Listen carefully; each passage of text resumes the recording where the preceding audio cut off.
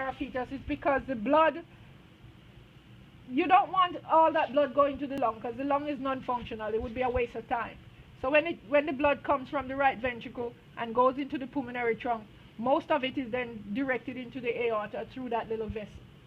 So only a small amount goes to the lung. Once you're born though, and the lung is functional, you don't want your blood going into the aorta. You want it to go to the lung and get oxygenated and come back.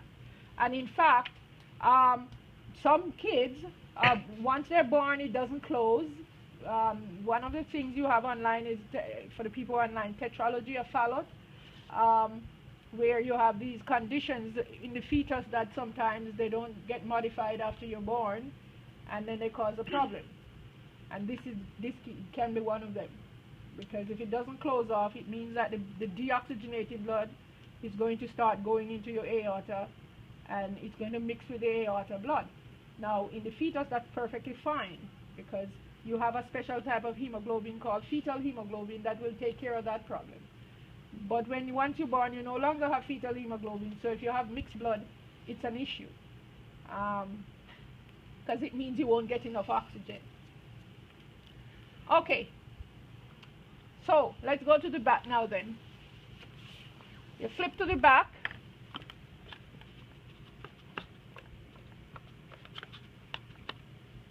God. Okay, we flip to the back now, and we're going to do the vessels at the back. The first thing you do when you go to the back is locate your north to south line. That's your posterior interventricular sulcus. Then you're going to go to you're going to follow it to the top. So you follow it all the way up to the top. And at the top of it, you should have a vessel. This is your inferior vena cava. So I'm going to follow mine to the top. And my vessel, most of it is cut off. You have any sticking out? That's yours. No, that's yours. This one is, yeah, that one is yours. Anybody have a better looking heart than hers with a vessel? So that's the inferior vena cava? Yeah, that's your inferior vena cava. You have a piece of vessel? Yes. Yeah, let me show them. This is what happens. Sometimes it's just cut off and you have a hole. But she happens to have a piece of the, see? This is your inferior vena cava. What I really want to show you is the different texture. See how it's collapsed and flimsy as opposed to the aorta? This is what veins are like. Veins are collapsible because they don't have much smooth muscle. And arteries are nice and thick because they have a very thick layer of smooth muscle. So this is your inferior vena cava. Here's your north-south line. Go to the top of it and you'll see either a little piece of vessel or it will look like mine, a big hole. It's never going to be anywhere else. So when you get up there, if you don't see it poke around, it's right there somewhere, right at the top of the north-south line. All right. Then we're going to make an imaginary V. So just imagine this is the bottom of your V, and we're going to make a line there and a line here. Follow this to the top of your V, and you'll see another vessel. And that's mine. And this is hers. And if you poke something in there, it will go from one to the other. So that's your V there. That's your, this is the side of the V. That's your superior vena cava. You can see it's flimsy as well. There it is. And it's collapsing on itself. Then to the, you're going to go to the left of the inferior vena cava, and you should see an opening. You're not going to have a vessel. You're going to have a big hole because they cut off all the vessels. So let me show you on here. So this is your north-south line. There's your inferior vena cava. This is your superior vena cava right there.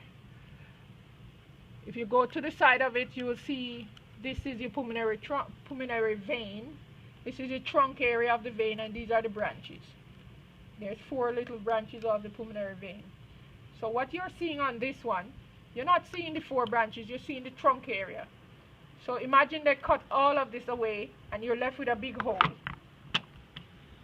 That's my hole right there. That's my pulmonary vein right there.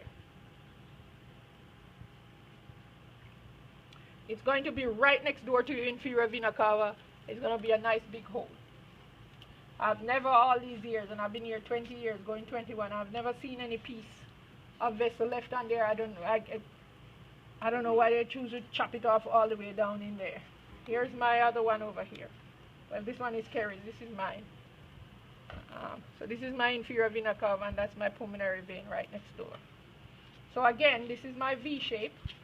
Pulmonary vein, inferior vena cava, superior vena cava. So inferior. That's your inferior. So right next door to it, there you go.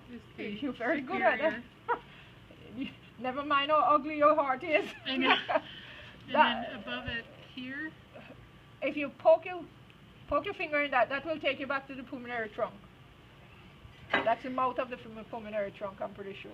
This one right here. That might be one of the little blue ones. You might have a little blue one that we don't have. Let me your thingy, let me feel it. Ooh, sorry.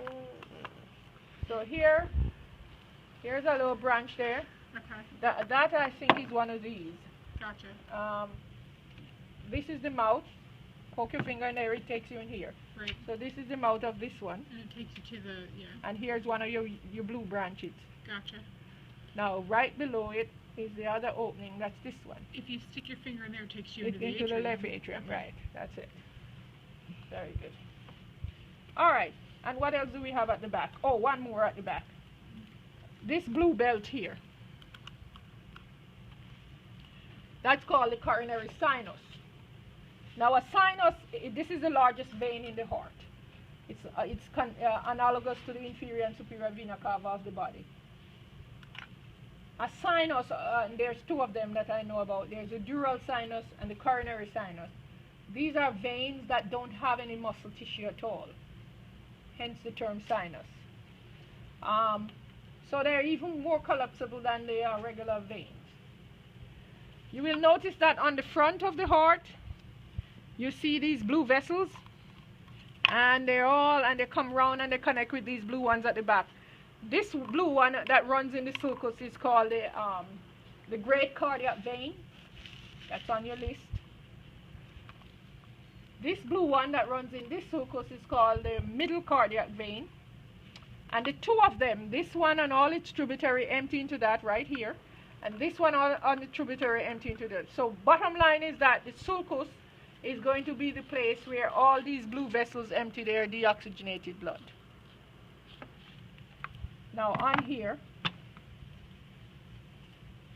we are going to have to lift up, right, it's right next door to the inferior vena cava. It's usually underneath the pulmonary vein. So when we look, if we don't see it, we're going to have to move some things to see if we find it. Here's your pulmonary vein. Right under it is the vessel. There it is, trying to peek out. See that there?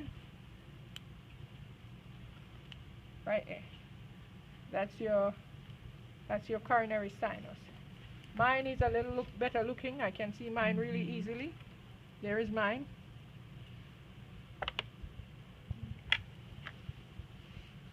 There it is, peeking out. That's your coronary sinus. How is yours? It's right there. I can see it. Yes. You just have the more stuff. She's doing good with it though. Good try. All right. So why don't you all go see what you can find on the outside, and then we'll cut inside.